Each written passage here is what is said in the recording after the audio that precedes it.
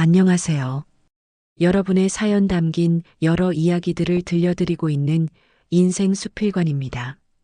오늘 들려드릴 이야기는요, 설 명절 아침, 위독한 친정 엄마에게 다녀오겠다고 했다는 이유로 부고장 나오면 가라는 말을 들은 한 며느리의 이야기입니다. 떡국 냄비 앞에 서서 눈물을 삼키고 있어도 아무도 그 마음을 보지 않았고 남편마저 며느리 역할부터 하라고 말하며 등을 돌렸습니다.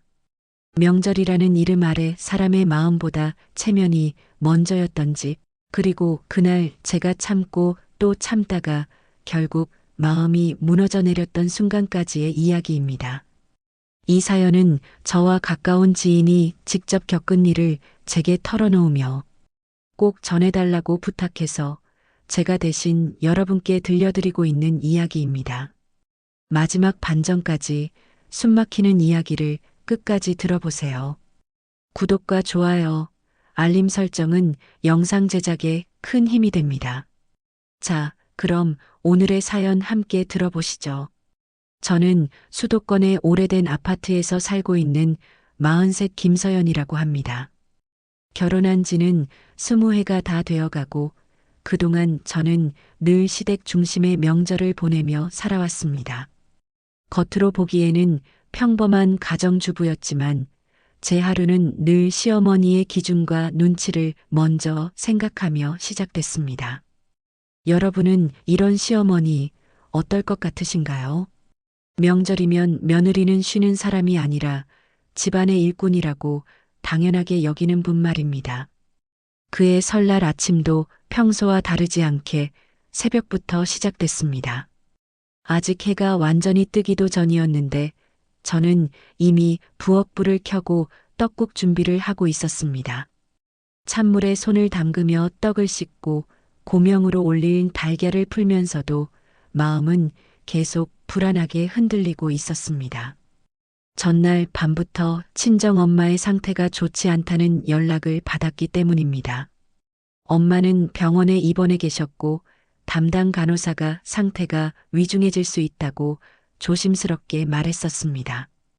그 말을 듣고도 저는 바로 병원으로 가지 못했습니다. 설 전날이었고 시댁에서는 이미 제 역할이 정해져 있었기 때문입니다. 상차림, 음식 준비, 친척 맞이까지 모두 제 몫이었고 그 흐름을 깨는 것은 용납되지 않는 분위기였습니다. 저 스스로도 늘 그렇게 살아왔기에 마음이 급해도 몸은 부엌을 떠나지 못하고 있었습니다. 이게 익숙함인지 체념인지 저조차 헷갈릴 때가 많았습니다. 시어머니 정숙 어머니는 안방에서 나오자마자 부엌부터 살폈습니다. 냄비, 도마, 반찬 접시 위치까지 하나하나 확인하는 눈빛이었습니다. 서연아, 떡국은 몇 시에 낼 거니? 차분한 목소리였지만 그 안에는 이미 정해진 기준이 담겨 있었습니다. 저는 손을 멈추지 않은 채 조심스럽게 대답했습니다. 어머니, 친척들 오시기 전에 맞춰서 준비해 놓겠습니다. 시어머니는 고개를 끄덕이며 식탁을 정리했고 제 표정에는 관심을 두지 않았습니다. 거실에서는 남편 준호가 TV를 보며 소파에 앉아 있었습니다. 뉴스에서는 명절 교통 상황과 귀성길 이야기가 흘러나오고 있었고 화면 속 사람들은 가족을 만나러 이동하고 있었습니다. 그 모습을 보면서 저는 문득 병원에 있는 엄마 얼굴이 떠올랐습니다. 숨이 가빠졌던 엄마의 목소리와 괜찮다. 너 바쁠 텐데. 신경 쓰지 말아라는 말이 계속 머릿속을 맴돌았습니다. 괜찮다는 말이 가장 괜찮지 않은 말이라는 걸 저는 잘 알고 있었습니다. 저는 휴대폰을 앞치마 주머니에서 꺼내 몇 번이나 확인했습니다. 혹시 병원에서 연락이 올까 봐서였습니다. 그때마다 심장이 먼저 반응했고 손끝이 미세하게 떨렸습니다. 하지만 부엌에는 기름이 달궈지는 소리와 국물이 끓는 소리만 가득했고 제 불안은 그 소리 속에 묻혀버렸습니다. 명절 집안 분위기라는 것은 묘하게 개인의 감정을 조용히 눌러버리는 힘이 있었습니다. 잠시 후 시어머니가 다시 부엌 문턱에 서서 말했습니다. 오늘은 미정이네도 오니까 음식 넉넉하게 해야 한다. 시누이 가족이 온다는 말에 저는 자동적으로 손을 더 빠르게 움직였습니다. 잡채 재료를 꺼내고 전 부칠 준비를 하고 상차림 순서를 머릿속으로 정리했습니다. 그러면서도 제 시선은 자꾸 휴대폰 쪽으로 향했습니다. 남편에게는 미리 상황을 말해야겠다고 생각했습니다. 그래야 혹시라도 병원에 다녀와야 할 상황이 생겼을 때 이해를 구할 수 있을 것 같았기 때문입니다. 저는 조심스럽게 거실로 나갔습니다. 여보, 잠깐 얘기 좀 할 수 있어? 남편은 리모컨을 내려놓지도 않은 채 저를 힐끗 봤습니다. 왜 무슨 일인데? 엄마 병원에서 어젯밤에 연락 왔어. 상태가 좀 안 좋다고 해서. 남편의 표정이 순간 굳어졌습니다. 그는 한숨을 내쉬며 낮은 목소리로 말했습니다. 지금 설날 아침이야. 그 말 한마디에 제 입이 잠시 막혔습니다. 저는 급하게 덧붙였습니다. 아니, 당장 가겠다는 게 아니라 혹시 연락 오면. 남편은 말을 끊듯이 짧게 말했습니다. 일단 오늘 일부터 하고 생각하자. 그 순간 제 가슴 안쪽이 조용히 내려앉는 느낌이 들었습니다. 이 집에서 오늘 일이라는 말은 언제나 최우선이었고 그 안에는 제 사정이 들어갈 자리가 거의 없었습니다.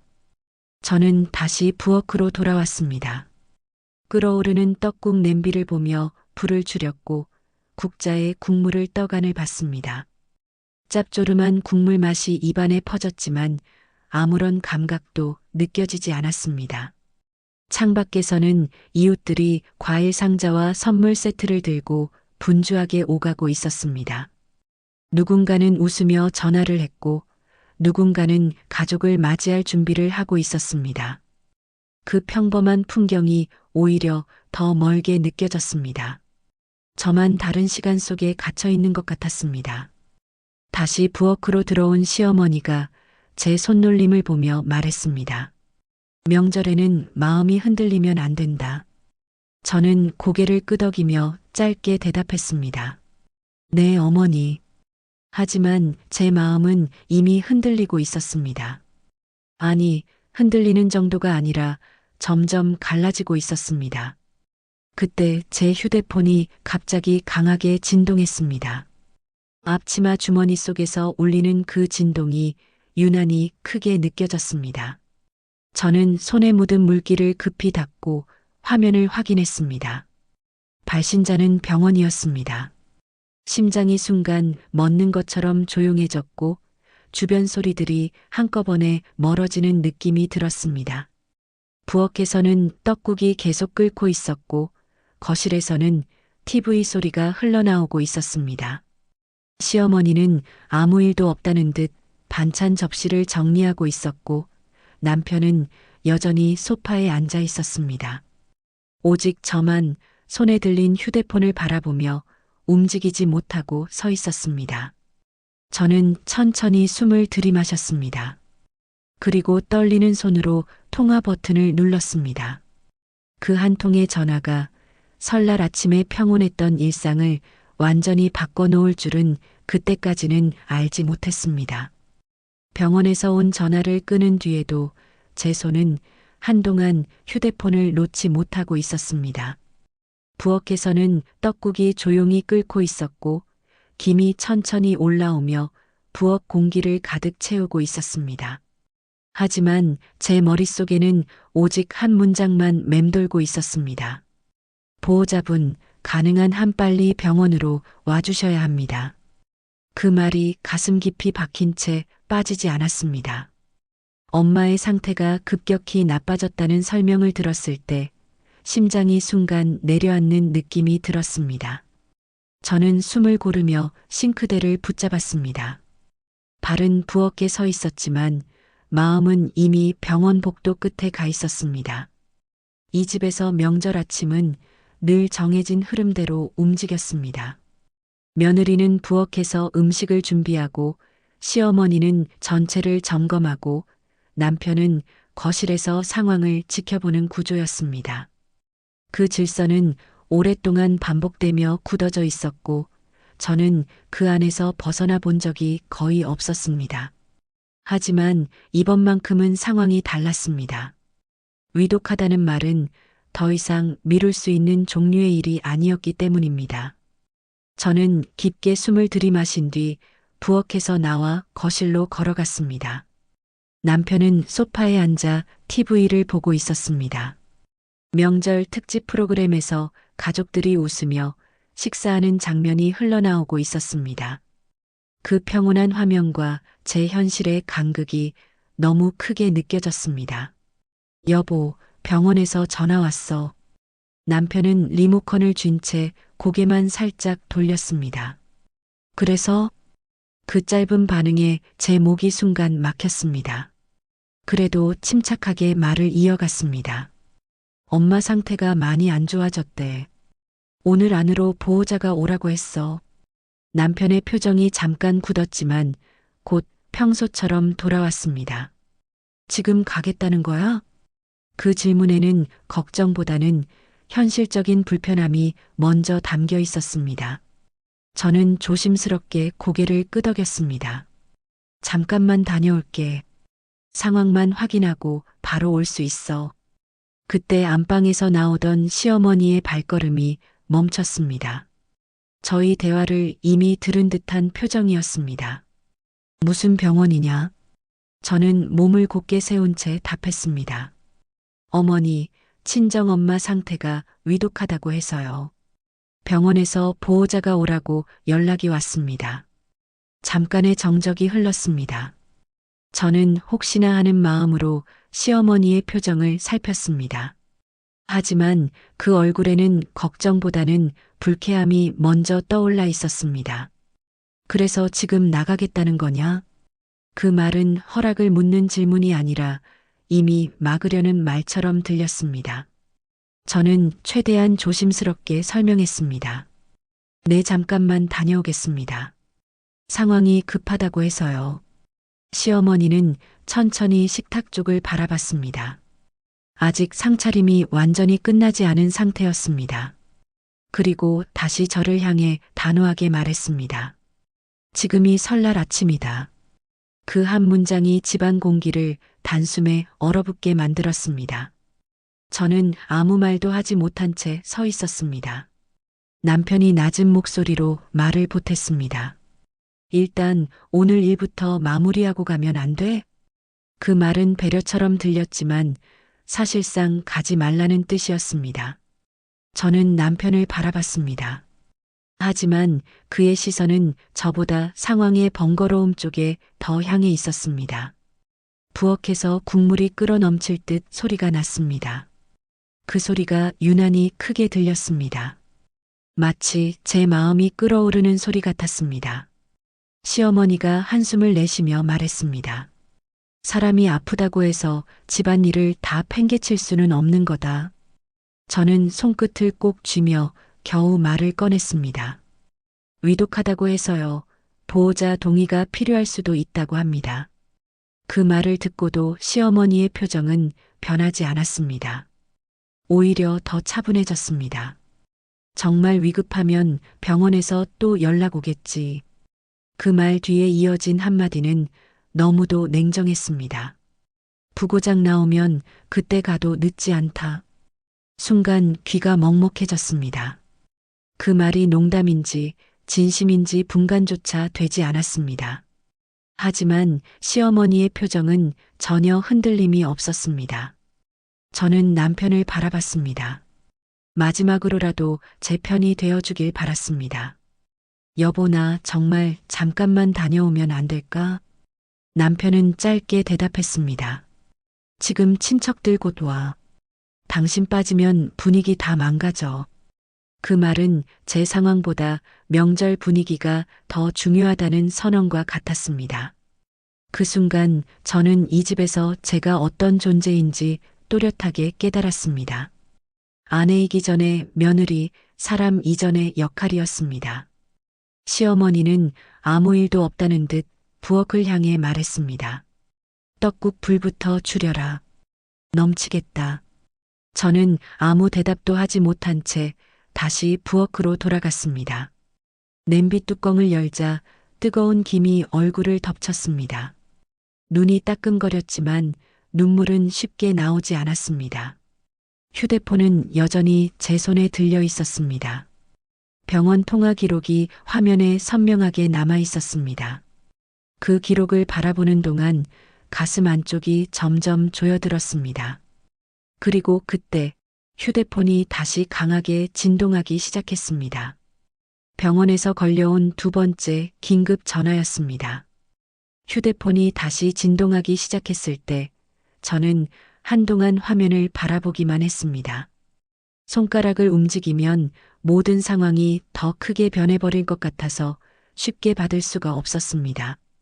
부엌 안에는 떡국 냄비가 계속 끓고 있었고 김이 천천히 퍼지며 제 시야를 흐리게 만들고 있었습니다. 거실에서는 TV 소리가 평소보다 더 크게 들렸고 그 평범한 소리가 오히려 제 마음을 더 불안하게 만들었습니다. 결국 저는 조심스럽게 통화 버튼을 눌렀습니다. 몸을 벽 쪽으로 살짝 돌린 채 낮은 목소리로 전화를 받았습니다.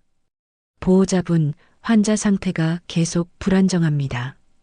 가능하면 바로 오셔야 합니다. 간호사의 목소리는 여전히 차분했지만 그 안에 담긴 긴박함은 분명히 느껴졌습니다. 저는 숨을 삼키며 짧게 대답했습니다. 지금 바로 가면 되는 거죠? 네. 보호자 부재로 중요한 절차가 지연될 수 있습니다. 그 말을 듣는 순간 더 이상 미룰 수 없다는 생각이 머릿속을 가득 채웠습니다. 하지만 동시에 거실에 앉아 있는 시어머니와 남편의 얼굴이 떠올랐습니다. 이 집의 분위기, 명절이라는 상황, 그리고 제가 맡고 있는 역할까지 한꺼번에 제 발목을 잡고 있었습니다. 전화를 끊고 나니 손바닥이 축축하게 젖어 있었습니다. 저는 앞치마로 손을 닦으며 한동안 싱크대 앞에 서 있었습니다. 물소리가 계속 흐르고 있었지만 제 귀에는 거의 들리지 않았습니다. 머릿속에는 병원 복도, 하얀 침대, 그리고 혼자 누워있을 엄마의 모습만 맴돌고 있었습니다. 그때 거실에서 시어머니의 목소리가 들렸습니다. 서연아, 전 부칠 준비는 다 됐니? 저는 순간 대답을 해야 한다는 사실조차 잊고 있었습니다. 몇 초 뒤에야 겨우 입을 열었습니다. 네, 지금 하고 있습니다. 목소리가 평소보다 낮고 느리게 나왔습니다. 제 상태를 눈치챘는지 시어머니가 부엌 쪽으로 걸어왔습니다. 부엌 문턱에 선 채 냄비와 조리대를 한번 훑어보더니 제 얼굴을 바라봤습니다. 아직도 병원 전화 생각하고 있냐? 그 말은 걱정이 아니라 확인에 가까운 말투였습니다. 저는 고개를 숙인 채 조심스럽게 말했습니다. 방금 또 전화가 왔습니다. 상태가 계속 안 좋다고 합니다. 잠깐의 침묵이 흘렀습니다. 저는 혹시라도 시어머니의 마음이 조금이라도 누그러지기를 기대했습니다. 하지만 이어진 말은 예상과 전혀 달랐습니다. 명절 아침에 그런 전화 하나로 집안 분위기를 흐트러뜨리면 안 된다. 그 말은 단호했고 흔들림이 없었습니다. 저는 입술을 깨물며 다시 설명하려 했습니다. 어머니, 보호자가 오지 않으면 절차가 늦어진다고 합니다. 시어머니는 한숨을 짧게 내쉬었습니다. 그리고 냄비 뚜껑을 직접 열어 국물을 확인했습니다. 마치 지금 가장 중요한 일이 떡국간을 보는 일인 것처럼 행동하셨습니다. 국물 싱겁다. 간 좀 더 맞춰라. 그 한마디에 제 가슴이 순간 먹먹해졌습니다. 엄마의 상태보다 국물간이 먼저 언급되는 현실이 너무 낯설게 느껴졌습니다. 그 사이 남편이 부엌 입구까지 걸어왔습니다. 양손을 주머니에 넣은 채 상황을 지켜보는 모습이었습니다. 아직도 병원 얘기야? 그 말에는 피곤함이 묻어 있었습니다. 저는 마지막이라는 생각으로 다시 입을 열었습니다. 여보, 나 지금 다녀오면 안 될까? 정말 오래 안 걸릴 거야. 남편은 잠시 제 얼굴을 바라보다가 시선을 돌렸습니다. 그리고 낮은 목소리로 말했습니다. 지금 친척들 거의 도착 시간이다. 그 말은 제 질문에 대한 답이 아니면서도 사실상 거절이었습니다. 저는 더 말을 잇지 못했습니다. 창밖에서는 엘리베이터 문이 열리고 닫히는 소리가 들렸습니다. 아마 같은 층 이웃들이 명절 인사를 오가는 소리일 것이었습니다. 평소라면 익숙한 소리였지만 그날은 모든 소리가 낯설게 들렸습니다. 부엌 안공기는 점점 무거워졌습니다. 시어머니는 아무 일도 없다는 듯 반찬 그릇 위치를 다시 정리하고 계셨습니다. 남편은 다시 거실로 돌아가 TV 앞에 앉았습니다. 저만 제자리에 서서 아무것도 하지 못한 채 시간을 붙잡고 있는 느낌이었습니다. 휴대폰 화면은 여전히 켜져 있었고 병원 번호가 최근 통화 기록 맨 위에 남아 있었습니다. 그 기록을 바라보는 것만으로도 심장이 불규칙하게 뛰었습니다. 가야 한다는 생각과 못 간다는 현실이 계속 충돌하고 있었습니다. 잠시 후 시어머니가 조용히 말했습니다. 서연아, 며느리는 집안 중심을 지켜야 하는 자리다. 그 말은 오랫동안 이 집에서 반복되어 온 말이었습니다. 하지만 그날은 유난히 무겁게 들렸습니다. 저는 아무 말도 하지 않은 채 국자를 들어 국물을 저었습니다. 손은 움직이고 있었지만 머릿속은 텅 빈 상태였습니다. 제가 지금 무엇을 하고 있는지조차 실감이 나지 않았습니다. 그때 현관 쪽에서 초인종 소리가 울렸습니다. 띵동 하고 울리는 소리가 집안 공기를 한 번 더 흔들었습니다. 시누이 가족이 도착한 것이었습니다. 시어머니의 표정이 즉시 바뀌었습니다. 조금 전까지의 냉정한 얼굴과 달리 손님을 맞이하는 표정으로 정리되었습니다. 서연아, 앞치마 정리하고 나와라. 손님 맞아야지. 저는 기계처럼 고개를 끄덕였습니다. 앞치마를 고쳐 매며 거실 쪽을 바라봤습니다. 현관문이 열리는 소리와 함께 반가운 인사 소리가 들려왔습니다. 어머니, 새해 복 많이 받으세요. 밝은 목소리와 웃음소리가 집안을 채웠습니다. 하지만 그 분위기와 제 마음 사이에는 큰 간격이 있었습니다. 저는 억지로 표정을 정리한 채 거실로 걸어나갔습니다. 그 순간에도 제 손 안의 휴대폰은 조용히 진동을 멈춘 상태로 남아 있었습니다. 마치 또다시 울릴 준비를 하고 있는 것처럼요. 명절의 화기애애한 인사 속에서 저 혼자만 전혀 다른 시간 속에 서 있는 기분이었습니다. 그리고 저는 점점 깨닫고 있었습니다. 이 집에서는 누군가의 위독함보다 명절의 분위기가 더 우선이라는 사실을요. 현관문이 열리면서 시누이 가족의 밝은 목소리가 집안을 가득 채웠습니다. 웃음소리와 인사말이 이어졌고 방금 전까지의 무거운 공기는 거짓말처럼 다른 분위기로 덮여버렸습니다. 시어머니의 표정도 순식간에 달라졌습니다. 조금 전까지 냉정하던 얼굴은 어느새 반갑고 여유로운 표정으로 바뀌어 있었습니다. 왔니? 길 막히지 않았어? 시누이 미정 씨와 그 가족은 양손 가득 선물 상자를 들고 들어왔습니다. 아이들은 신발을 벗자마자 거실로 뛰어들어갔고 집안에는 자연스럽게 명절 특유의 소란스러운 분위기가 형성되었습니다. 저는 앞치마를 정리한 채 현관 쪽으로 걸어가 허리를 숙여 인사를 했습니다. 어서 오세요. 새해 복 많이 받으세요. 제 목소리는 평소와 같았지만 속은 전혀 그렇지 않았습니다. 손님을 맞이하는 며느리의 역할은 몸이 먼저 기억하고 있었고 감정은 그 뒤로 밀려나고 있었습니다. 시누이는 제 얼굴을 잠깐 보더니 웃으며 말했습니다. 언니, 벌써 음식 다 했어요? 역시 부지런하시네요. 그 말에 저는 짧게 웃으며 고개를 끄덕였습니다. 사실은 부지런해서가 아니라 멈출 수 없어서 계속 움직이고 있을 뿐이었습니다. 거실에는 금세 사람들로 자리가 채워졌습니다. 남편은 평소보다 더 밝은 표정으로 처남과 이야기를 나누고 있었고, 시어머니는 손님들 앞에서 여유로운 집안 어른의 모습으로 앉아 계셨습니다. 마치 조금 전 부엌에서 나눴던 대화는 존재하지 않았던 일처럼 행동하고 계셨습니다. 저는 다시 부엌으로 돌아와 식탁 준비를 이어갔습니다.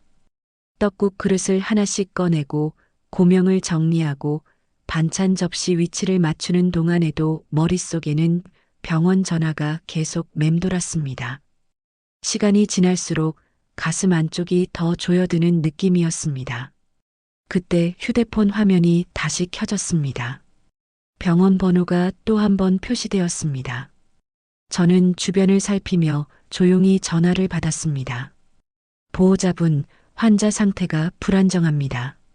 가능하면 빠른 방문이 필요합니다. 짧은 안내였지만 그 말의 의미는 분명했습니다. 지금 당장 가야 할 상황이라는 뜻이었습니다. 저는 떨리는 목소리로 대답했습니다. 네, 확인했습니다. 전화를 끊고 나니 손이 식은땀으로 젖어 있었습니다. 저는 잠시 싱크대에 기대숨을 고르려 했습니다. 하지만 거실에서 들려오는 웃음소리가 다시 저를 현실로 끌어냈습니다. 서연아, 떡국 언제 나오니? 시어머니의 목소리가 부엌까지 또렷하게 들려왔습니다. 저는 급히 국자를 들고 냄비를 저었습니다. 지금 바로 준비하겠습니다. 국자를 움직이는 제 손은 평소보다 느렸습니다. 머릿속에서는 병원과 부엌이 계속 교차하고 있었습니다. 잠시 후 식탁 위에 떡국이 차려졌습니다. 하얀 국물 위에 노란 지단과 김가루가 올라간 평범한 명절 음식이었습니다. 하지만 그날의 떡국은 제게 전혀 평범하게 느껴지지 않았습니다. 가족들은 자연스럽게 식탁에 둘러앉았습니다. 아이들은 웃으며 숟가락을 들었고 어른들은 새해 인사를 나누며 식사를 시작했습니다. 그 화기애애한 분위기 속에서 저만 다른 세계에 있는 사람처럼 느껴졌습니다. 시어머니가 떡국 한 숟가락을 떠먹으며 말했습니다. 국물은 괜찮네. 이번엔 간 잘 맞췄다. 그 칭찬 같은 말이 오히려 낯설게 들렸습니다. 저는 고개를 숙인 채 조용히 대답했습니다. 다행입니다. 남편은 아무 일도 없다는 듯 식사를 이어가고 있었습니다. 가끔 저를 힐끗 보긴 했지만 병원 이야기를 꺼낼 기색은 전혀 없었습니다. 식탁 위에서는 친척들끼리 웃으며 옛 이야기를 나누고 있었습니다. 누군가는 건강 이야기를 했고 누군가는 자녀 이야기로 대화를 이어갔습니다. 그런 대화 속에서 위독함이라는 단어는 전혀 존재하지 않는 것처럼 느껴졌습니다. 저는 그 자리에 앉지도 못한 채 계속 부엌과 식탁을 오가고 있었습니다. 손은 계속 움직이고 있었지만 마음은 이미 지쳐가고 있었습니다. 그때 신우이가 무심하게 물었습니다. 언니, 아까 병원 얘기하는 것 같던데 무슨 일 있어요? 순간 식탁 위의 시선이 저에게 모였습니다. 저는 잠시 망설이다가 조심스럽게 말했습니다. 친정엄마 상태가 조금 안 좋아지셔서 병원에서 연락이 왔습니다. 잠깐의 정적이 흘렀습니다. 하지만 그 정적은 오래가지 않았습니다. 시어머니가 바로 말을 이어받았습니다. 명절마다 괜히 마음이 약해져서 그런 거다. 그 말은 상황을 가볍게 정리하려는 듯한 말투였습니다. 저는 아무 말도 하지 못한 채 시선을 내렸습니다. 남편도 숟가락을 내려놓지 않은 채 조용히 말했습니다. 지금은 명절이니까 끝나고 생각해도 늦지 않아. 그 말이 식탁 위에서 자연스럽게 흘러갔습니다. 마치 당연한 결정인 것처럼요. 저는 그 자리에 서서 아무 말도 할 수 없었습니다. 가족들의 웃음과 식사 소리 사이에서 제 상황은 점점 더 작아지고 있었습니다. 그때 제 휴대폰이 앞치마 안에서 다시 한번 진동했습니다. 이번에는 더 길고 더 강하게 울렸습니다. 저는 식탁에서 잠시 물러나 부엌 쪽으로 몸을 돌렸습니다. 그리고 떨리는 손으로 화면을 확인했습니다. 병원이었습니다. 그 이름을 보는 순간 식탁 위의 따뜻한 명절 분위기와 제 가슴 속의 차가운 불안이 완전히 갈라지기 시작했습니다. 휴대폰이 다시 진동하는 소리가 앞치마 안에서 길게 울렸습니다. 그 진동은 유난히 크게 느껴졌고 마치 제 심장과 같은 박자로 떨리는 것 같았습니다. 저는 식탁에서 한 발짝 물러나 부엌 쪽으로 몸을 돌렸습니다. 가족들의 웃음소리와 식사 소리가 뒤에서 이어지고 있었지만 제 귀에는 거의 들어오지 않았습니다. 떨리는 손으로 휴대폰을 꺼내 화면을 확인했습니다. 발신자는 또다시 병원이었습니다. 그 이름을 보는 순간 손끝이 차갑게 식었습니다. 저는 싱크대 옆에 서서 조용히 전화를 받았습니다. 보호자분, 환자 상태가 급격히 떨어지고 있습니다. 짧은 말이었지만 그 안에는 분명한 위급함이 담겨 있었습니다. 저는 순간 숨을 멈춘 채 벽을 짚었습니다. 지금 바로 가면 되는 거죠? 제 목소리는 생각보다 낮게 떨리고 있었습니다. 간호사는 조심스럽지만 분명하게 말했습니다. 가능하면 최대한 빨리 와주셔야 합니다. 보호자 판단이 필요한 상황입니다. 그 말을 듣는 순간 더 이상 미룰 수 없다는 생각이 머릿속을 가득 채웠습니다. 엄마가 혼자 병원 침대에 누워있을 모습을 떠올리자 가슴이 조여왔습니다. 저는 짧게 알겠습니다라고 말하고 전화를 끊었습니다. 전화를 끊고 나니 부엌의 공기가 갑자기 무겁게 느껴졌습니다. 끓고 있는 떡국 냄비에서 올라오는 김이 제 시야를 흐리게 만들었습니다. 저는 한동안 그 자리에 서서 움직이지 못했습니다. 마음은 당장 병원으로 달려가야 한다고 외치고 있었지만 발은 쉽게 떨어지지 않았습니다. 거실에서는 여전히 웃음소리가 이어지고 있었습니다. 국 맛 괜찮다. 역시 명절엔 떡국이지. 그 평범한 말들이 오히려 낯설게 들렸습니다. 제 세계와 가족들의 세계가 완전히 분리된 느낌이었습니다.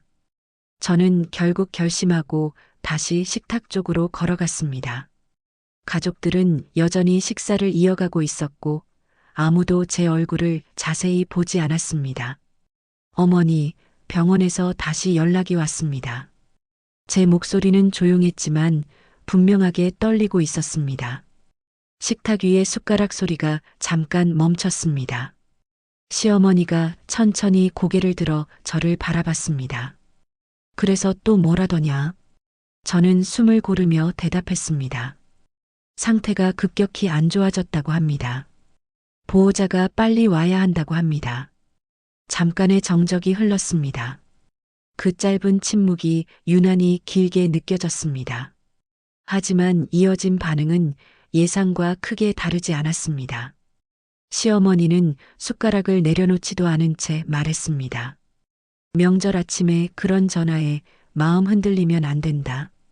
그 말이 가슴 깊이 내려앉았습니다. 저는 더 이상 참지 못하고 한 걸음 더 다가섰습니다. 어머니, 이번에는 정말 위급한 상황이라고 합니다. 제 말이 끝나자 남편이 조용히 입을 열었습니다. 지금 나가면 손님들 다 있는 자리에서 분위기 어떻게 하려고 그래. 그 말은 제 상황이 아니라 집안 체면을 먼저 걱정하는 말이었습니다. 저는 남편을 바라봤습니다. 마지막으로라도 이해해 주길 바라는 마음이었습니다. 여보, 나 잠깐만 다녀올게. 금방 다녀오면 돼. 남편의 표정이 굳었습니다. 그리고 낮은 목소리로 말했습니다. 지금 당신 빠지면 음식 준비 누가 해? 그 한마디가 제 마음을 깊게 찔렀습니다. 제가 이 집에서 어떤 존재인지 다시 확인하는 말이었기 때문입니다. 시어머니가 조용히 물을 한 모금 마신 뒤 말했습니다. 며느리는 집안 중심을 지키는 자리다. 그 말은 오랫동안 이 집에서 반복되어 온 말이었습니다. 하지만 그날은 그 의미가 완전히 다르게 느껴졌습니다. 저는 손끝을 꽉 쥔 채 다시 입을 열었습니다. 그래도 딸로서 가봐야 할 것 같습니다. 그 순간 시어머니의 눈빛이 날카롭게 변했습니다. 식탁 위의 공기가 다시 얼어붙었습니다. 딸 노릇보다 며느리 노릇이 먼저다. 그 말은 단호했고 흔들림이 없었습니다. 가족들 앞에서 분명히 선을 긋는 말이었습니다. 신우이도 조심스럽게 분위기를 살피며 말했습니다. 지금 나가면 어머니 마음 상하실 것 같은데요. 그 말은 중재가 아니라 상황을 더 눌러버리는 역할을 했습니다. 저는 더 이상 말을 잇지 못했습니다. 부엌에서 국물이 다시 끓어 넘치는 소리가 들렸습니다. 하지만 아무도 그 소리에 반응하지 않았습니다. 오직 제 가슴만 점점 더 크게 요동치고 있었습니다. 시어머니가 마지막으로 입을 열었습니다. 사람 일은 순서가 있는 거다. 잠시 뜸을 들인 뒤 아주 차분한 목소리로 이어 말했습니다. 정 그렇게 급하면 병원에서 또 연락이 오겠지. 그리고 그 뒤에 이어진 말은 지금까지 참고 있던 제 마음을 완전히 무너뜨렸습니다. 부고장 나오면 그때 가도 늦지 않다. 순간 머릿속이 하얘졌습니다. 식탁 위의 웃음소리도 TV 소리도 모든 소리가 멀어지는 느낌이 들었습니다. 저는 아무 말도 할 수 없었습니다. 손에 들고 있던 휴대폰이 미세하게 떨리고 있었습니다. 가슴 안쪽이 쿵하고 내려앉는 느낌이 들었습니다. 남편은 그 말을 듣고도 아무 반응을 하지 않았습니다. 그 침묵이 오히려 더 큰 동의처럼 느껴졌습니다. 그 순간 저는 깨달았습니다. 이 집에서 제 마음과 제 가족은 언제나 뒷순이었다는 사실을요. 식탁 위에서는 다시 평소처럼 대화가 이어졌습니다. 웃음소리도 조금씩 돌아왔습니다. 하지만 저에게는 그 모든 장면이 멀게만 느껴졌습니다. 저는 천천히 뒤돌아 부엌으로 걸어갔습니다. 냄비 뚜껑을 열자 뜨거운 김이 얼굴을 덮쳤습니다.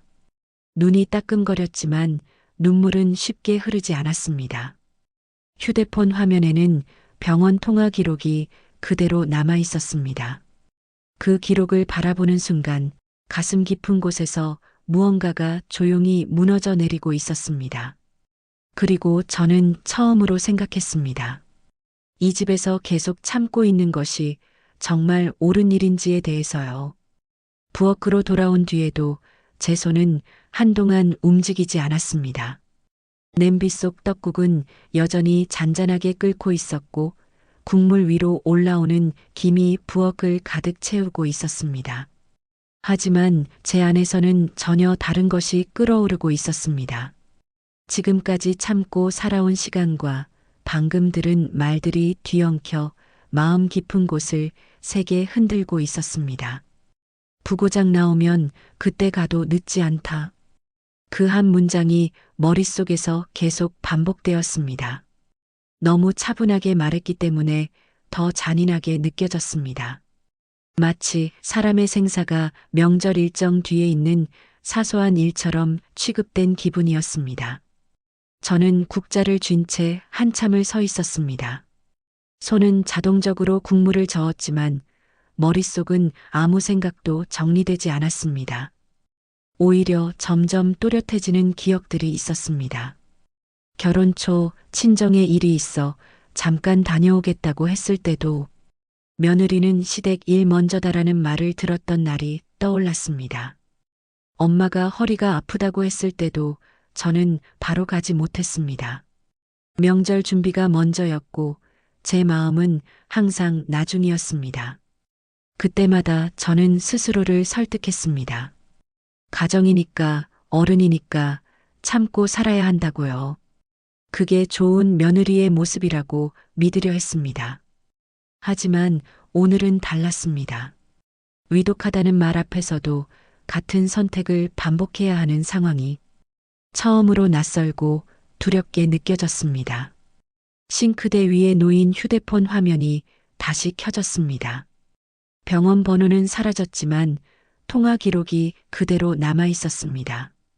그 기록을 바라보는 동안 가슴 안쪽이 점점 조여들었습니다. 만약 지금 가지 않으면 정말 마지막 얼굴도 보지 못하게 되는 건 아닐까 하는 생각이 들었습니다. 그 순간 어릴 적 기억이 떠올랐습니다. 초등학교 운동회 날 엄마가 도시락을 들고 운동장 한쪽에서 손을 흔들던 모습이었습니다. 비 오는 날이면 우산을 들고 학교 앞에 서 계셨고 제가 아플 때는 밤새 제 곁을 지키던 사람이었습니다. 그런 엄마가 지금 병원에 혼자 누워 있을지도 모른다는 생각에 가슴이 조용히 내려앉았습니다. 거실에서는 여전히 대화 소리가 이어지고 있었습니다. 시누이 가족의 웃음소리와 남편의 대답 소리가 섞여 평소의 명절 분위기가 계속 유지되고 있었습니다. 저만 그 흐름에서 완전히 벗어난 사람처럼 느껴졌습니다. 그때 시어머니의 목소리가 다시 들렸습니다. 서연아, 반찬 접시 좀 더 가져와라. 저는 반사적으로 움직였습니다. 하지만 접시를 들고 식탁 쪽으로 걸어가면서 제 발걸음이 전보다 훨씬 무겁다는 걸 느꼈습니다. 식탁 위는 여전히 평온했습니다. 아이들은 웃으며 떡국을 먹고 있었고 어른들은 건강 이야기와 일상적인 대화를 나누고 있었습니다. 그 평온함 속에서 제 상황만 존재하지 않는 것처럼 느껴졌습니다. 남편이 잠깐 저를 바라보며 말했습니다. 표정이 왜 그래? 아직도 병원 생각이야? 그 말은 걱정보다는 피로함이 섞인 말투였습니다. 저는 짧게 고개만 끄덕였습니다. 엄마 상태가 계속 안 좋다고 합니다. 남편은 잠시 말을 멈췄다가 조용히 말했습니다. 명절 끝나고 가도 되잖아. 그 말은 너무 자연스럽게 나왔습니다. 마치 당연한 해결책이라는 듯이요. 그 순간 저는 깨달았습니다. 남편에게 이 상황은 급한 일이 아니라 일정 조정이 필요한 일 정도로 인식되고 있다는 것을요. 저는 더 이상 아무 말도 하지 않았습니다. 대신 조용히 고개를 숙인 채 다시 부엌으로 돌아왔습니다. 부엌은 아까와 똑같은 모습이었습니다. 끓는 냄비, 정리된 반찬, 가지런한 그릇들. 겉으로는 완벽한 명절 준비가 이루어지고 있었습니다. 하지만 제 마음은 전혀 정리되지 않은 상태였습니다. 저는 천천히 휴대폰을 들어 다시 병원 번호를 바라봤습니다. 통화 버튼을 누를까 말까 한참을 망설였습니다. 손가락이 화면 위에서 멈춘 채 움직이지 않았습니다. 그때 제 안에서 아주 작은 목소리가 들리는 것 같았습니다. 지금까지도 늘 참고 살지 않았나? 그 말은 누가 한 말이 아니라 제 스스로에게 묻는 질문처럼 느껴졌습니다. 저는 거울에 비친 제 얼굴을 잠깐 바라봤습니다. 눈밑은 지쳐 있었고 표정은 이미 많이 무너져 있었습니다. 그 모습이 낯설게 느껴졌습니다. 언제부터 이렇게 제 마음보다 남의 기준을 먼저 생각하며 살아왔는지 스스로에게 묻게 되었습니다. 엄마는 늘 말했습니다. 너만은 내 마음대로 살아라. 그 말을 떠올리는 순간 가슴 깊은 곳이 서서히 흔들리기 시작했습니다. 지금 이 선택이 단순히 병원에 가느냐 마느냐의 문제가 아니라 제 인생의 방향과도 연결되어 있다는 느낌이 들었습니다. 명절 분위기, 시댁의 시선, 며느리 역할, 그 모든 것보다 더 중요한 것이 무엇인지 처음으로 또렷하게 생각하게 되었습니다. 저는 천천히 숨을 깊게 들이마셨습니다. 그리고 떨리던 손을 조금 더 단단히 쥐었습니다. 가슴 안쪽에서 조용히 하나의 결심이 만들어지고 있었습니다. 더 이상 미루지 말아야 한다는 생각이었습니다. 부엌 창문 밖으로 겨울 햇빛이 희미하게 들어오고 있었습니다. 그 빛을 바라보며 저는 처음으로 스스로에게 솔직한 질문을 던졌습니다. 지금 내가 지켜야 할 것은 이 집의 명절 질서인지 아니면 병원에 있는 엄마인지, 그리고 그 질문에 대한 답이 제 마음속에서 점점 분명해지기 시작했습니다. 부엌 창가에 서서 한참을 서 있던 저는 결국 휴대폰을 꽉 쥐었습니다. 가슴 안에서 맴돌던 질문이 점점 또렷해지고 있었습니다. 지금 내가 지켜야 할 것이 무엇인지, 그리고 무엇을 더 이상 포기해서는 안 되는지에 대한 답이 천천히 정리되고 있었습니다. 싱크대 위에 놓인 국자는 여전히 냄비 안에서 흔들리고 있었고, 떡국 국물은 조용히 끓고 있었습니다. 하지만 제 마음은 더 이상 조용하지 않았습니다. 오히려 지금까지 억눌러 왔던 감정이 서서히 위로 올라오고 있었습니다. 저는 깊게 숨을 들이마셨습니다. 손이 떨리고 있었지만 발걸음은 이전보다 분명하게 움직이기 시작했습니다. 부엌 문을 나서 거실 쪽으로 걸어가면서 제 심장 소리가 스스로에게 들릴 만큼 크게 울리고 있었습니다. 거실에는 여전히 명절 분위기가 이어지고 있었습니다. 아이들의 웃음소리, 그릇 부딪히는 소리, TV에서 흘러나오는 소리가 뒤섞여 겉으로는 평온한 가족 모임처럼 보였습니다. 하지만 저에게는 그 모든 장면이 낯설게 느껴졌습니다. 저는 식탁 앞에 조용히 섰습니다. 시어머니와 남편 그리고 친척들의 시선이 자연스럽게 저에게 모였습니다. 그 시선 속에는 의아함과 불편함이 섞여 있었습니다. 잠시 침묵이 흘렀습니다. 그 짧은 침묵이 유난히 길게 느껴졌습니다. 저는 천천히 입을 열었습니다. 어머니, 저 병원에 다녀와야겠습니다. 제 목소리는 크지 않았지만 이전보다 분명했습니다. 식탁 위의 분위기가 순간 멈췄습니다. 시어머니의 표정이 굳어졌습니다. 숟가락을 내려놓으며 저를 똑바로 바라보셨습니다. 지금 그 한마디에는 불쾌함이 그대로 담겨 있었습니다. 저는 고개를 숙이지 않은 채 다시 말했습니다. 네. 병원에서 계속 연락이 오고 있습니다. 보호자가 필요하다고 합니다. 남편이 곧바로 말을 끼어들었습니다. 지금 나가겠다고? 그 말은 놀람이라기보다 제 행동을 제지하려는 어조에 가까웠습니다. 저는 조용히 고개를 끄덕였습니다. 지금 가야 할 것 같습니다. 시어머니의 눈빛이 점점 차가워졌습니다. 거실 공기가 서서히 굳어가기 시작했습니다. 지금 손님들 다 와 있는 거 안 보이냐? 그 말은 체면과 질서를 먼저 강조하는 말이었습니다. 저는 잠시 눈을 감았다가 다시 떴습니다. 그리고 떨리는 목소리를 억누르며 말했습니다. 엄마 상태가 많이 위독하다고 합니다. 그 말을 하는 순간 가슴 깊은 곳이 무너지는 느낌이 들었습니다. 엄마라는 단어를 입 밖으로 꺼내는 것조차 눈물이 날 것 같았기 때문입니다. 하지만 시어머니의 표정은 흔들리지 않았습니다. 오히려 더 단단해진 듯 보였습니다. 명절날에는 집안이 우선이다. 그 말이 조용히 거실에 퍼졌습니다. 친척들은 말을 멈춘 채 상황을 지켜보고 있었습니다. 남편도 낮은 목소리로 말을 보탰습니다. 조금만 참아. 식사 끝나고 가도 되잖아. 그 말은 부드럽게 들렸지만 제 상황을 이해하려는 말은 아니었습니다. 그저 지금의 분위기를 유지하려는 말이었습니다. 저는 남편을 바라봤습니다. 그리고 그 얼굴을 보며 처음으로 또렷하게 느꼈습니다. 이 사람이 제 마음보다 상황을 먼저 생각하고 있다는 것을요. 가슴 안에서 무언가가 천천히 끊어지는 느낌이 들었습니다. 저는 한 걸음 앞으로 다가섰습니다. 손에 쥔 휴대폰이 미세하게 떨리고 있었습니다. 여보, 나 딸이야. 제 입에서 나온 말은 짧았지만 무거웠습니다. 거실이 완전히 조용해졌습니다. 며느리이기 전에 딸입니다. 그 말을 하는 순간 목이 잠시 메었지만 끝까지 멈추지 않았습니다. 병원에 혼자 계신 분이 제 엄마입니다.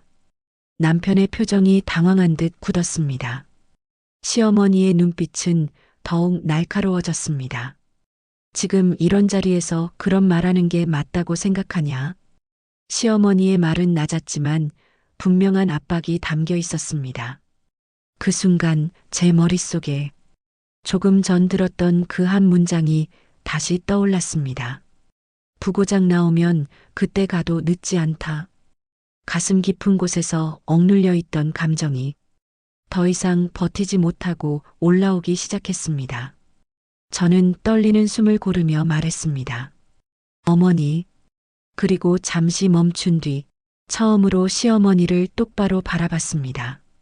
만약 시어머니께서 위독하셨다면 저도 부고장 나오면 가도 되는 겁니까? 거실 공기가 완전히 얼어붙었습니다. 숟가락을 들고 있던 손들이 모두 멈췄습니다. 아이들의 웃음소리도 사라졌습니다. 그 질문은 조용했지만 그 어떤 큰 소리보다 강하게 퍼졌습니다. 시어머니의 얼굴이 순식간에 굳었습니다. 그리고 그 표정에는 처음으로 당황한 기색이 스쳤습니다. 남편이 급하게 말했습니다. 지금 무슨 말을 하는 거야? 하지만 저는 더 이상 시선을 피하지 않았습니다. 저도 지금까지 참고 살았습니다. 목소리는 떨렸지만 멈추지 않았습니다. 명절마다, 집안일마다 늘 뒤로 물러났습니다. 제 가슴 안에 쌓여있던 말들이 조금씩 밖으로 흘러나오기 시작했습니다. 하지만 오늘은 다릅니다. 거실 안의 모든 시선이 저에게 집중되어 있었습니다. 오늘은 딸로서 가야 합니다.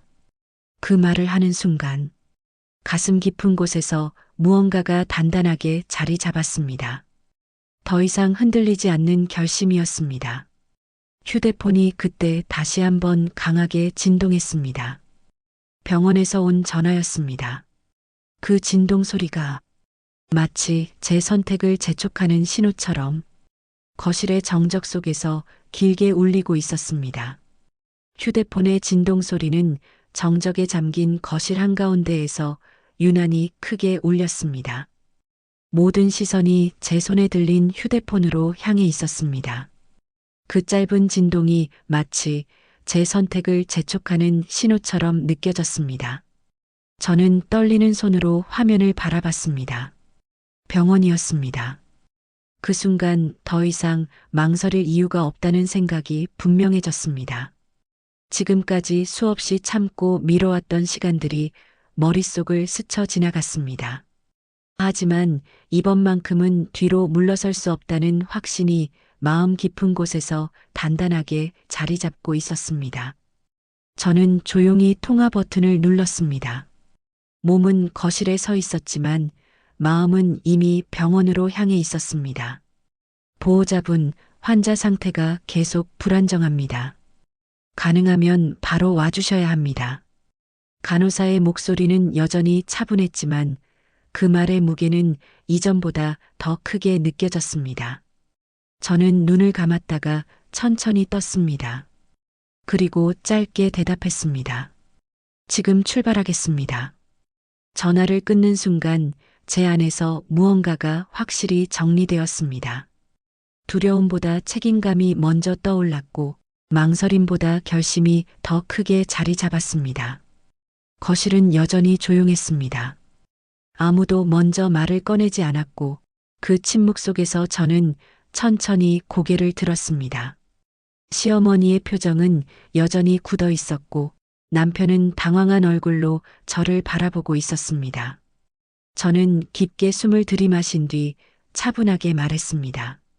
저 병원 다녀오겠습니다. 목소리는 크지 않았지만 이전보다 훨씬 단단했습니다. 더 이상 흔들리는 느낌이 없었습니다. 남편이 자리에서 급하게 일어났습니다. 지금 진짜 가겠다고? 그 말에는 놀람과 불편함이 섞여 있었습니다. 하지만 저는 시선을 피하지 않았습니다. 네, 지금 가야 합니다. 짧은 대답이었지만 제 의지는 분명히 담겨 있었습니다.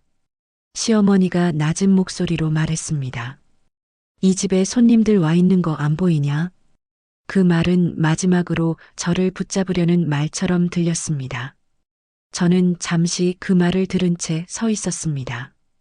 그리고 천천히 고개를 숙였습니다. 죄송합니다. 하지만 곧 다시 고개를 들었습니다. 그래도 가야 합니다. 그 한 문장은 제 인생에서 처음으로 스스로를 우선해 둔 말이었습니다. 거실 공기가 무겁게 가라앉았습니다. 친척들은 아무 말도 하지 못한 채 상황을 지켜보고 있었습니다. 아이들조차 조용해진 분위기를 느낀 듯 말이 없었습니다.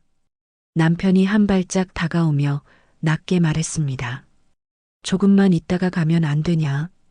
그 말은 여전히 상황을 늦추려는 말이었습니다. 저는 조용히 고개를 저었습니다. 지금이 아니면 후회할 것 같습니다. 그 말을 하는 순간 가슴 깊은 곳에서 무언가가 풀리는 느낌이 들었습니다. 시어머니는 더 이상 말을 잇지 않았습니다. 대신 저를 한참 바라보기만 하셨습니다. 그 시선에는 분노와 당황, 그리고 낯선 감정이 섞여 있었습니다. 저는 더 머뭇거리지 않았습니다. 앞치마를 천천히 벗어 의자 위에 내려놓았습니다. 그 동작이 마치 오랜 시간 입고 있던 역할을 내려놓는 것처럼 느껴졌습니다. 부엌을 잠깐 바라봤습니다. 끓다 식어가고 있는 떡국 냄비, 정리된 반찬들, 완벽하게 준비된 명절 상차림이 눈에 들어왔습니다. 그 모든 것이 제가 그동안 지켜온 삶의 모습이었습니다. 하지만 오늘은 그보다 더 중요한 것이 분명히 존재했습니다. 현관으로 걸어가는 발걸음은 처음보다 훨씬 가벼워져 있었습니다. 손잡이를 잡는 순간 손이 여전히 떨리고 있다는 걸 느꼈지만 그 떨림은 두려움이 아니라 긴장해서 오는 떨림이었습니다. 신발을 신으며 잠깐 뒤를 돌아봤습니다. 거실에는 여전히 가족들이 앉아 있었고 명절 분위기는 완전히 멈춘 상태였습니다. 남편이 마지막으로 말했습니다. 혼자 갈 거야? 저는 짧게 대답했습니다. 네. 그 대답은 차갑지 않았지만 분명했습니다. 문을 열자 겨울 공기가 얼굴에 닿았습니다. 차가운 공기였지만 오히려 머릿속이 맑아지는 느낌이 들었습니다. 엘리베이터 버튼을 누르는 동안 가슴이 빠르게 뛰고 있었습니다. 문이 닫히는 순간 거실에서 들리던 소리들이 완전히 차단되었습니다. 그 짧은 정적 속에서 저는 처음으로 깊은 숨을 내쉬었습니다. 병원으로 향하는 택시 안에서 창밖 풍경이 빠르게 지나갔습니다. 명절 아침의 도로는 비교적 한산했고 사람들은 각자의 가족을 만나러 이동하고 있었습니다. 저는 휴대폰을 꼭 쥔 채 창밖을 바라봤습니다. 그리고 조용히 중얼거렸습니다. 엄마, 조금만 기다리세요. 그 한마디를 내뱉는 순간 눈물이 조용히 흘러내렸습니다. 병원에 도착했을 때 복도는 조용했고 의료진의 발걸음 소리만 들리고 있었습니다. 간호사가 저를 확인하고 말했습니다. 보호자분 맞으시죠? 기다리고 있었습니다. 그 말을 듣는 순간 제가 제자리를 제대로 찾아왔다는 느낌이 들었습니다. 병실 문 앞에 서자 가슴이 다시 세게 뛰기 시작했습니다. 하지만 이번에는 도망치고 싶은 마음이 아니라 지켜야 할 사람 앞에 서 있다는 책임감이 더 크게 느껴졌습니다. 문을 천천히 밀고 들어가며 저는 깨달았습니다. 오늘의 선택은 단순히 병원에 온 선택이 아니라 제 삶의 우선순위를 다시 정한 선택이었다는 것을요. 그날 이후 명절의 의미도 가족이라는 이름의 무게도 제 안에서 완전히 달라지기 시작했습니다.